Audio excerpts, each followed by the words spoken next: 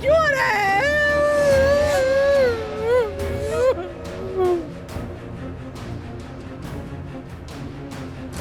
नामुमकिन है ये, बिल्कुल नामुमकिन है ये बात। किसने लगाया झूठा इल्जाम हम पर? ये झूठ नहीं है दादी जान, जमरुद को सब कुछ याद आ गया है। हाय मलिहा, मेरी मदद करो, पकड़ो मुझे आके, मेरा सर घूम रहा है। अदनान, ये बहुत संगीन इल्जाम है, जानते हो ना? अफसोस कि यही सच है। मैं जाकर ऑफिस में कॉल करता हूँ, हाय, शायद किसी को वो मालूम हो मेरी वो कहाँ बेटी है। को कैसे तकलीफ पहुंचा सकता है? कातिलो, तुम सब कातिलो! हाय मेरी प्यारी बेटी, हाय। बताओ ज़मरुद, तुम ये सब क्या कर रही हो आखिर?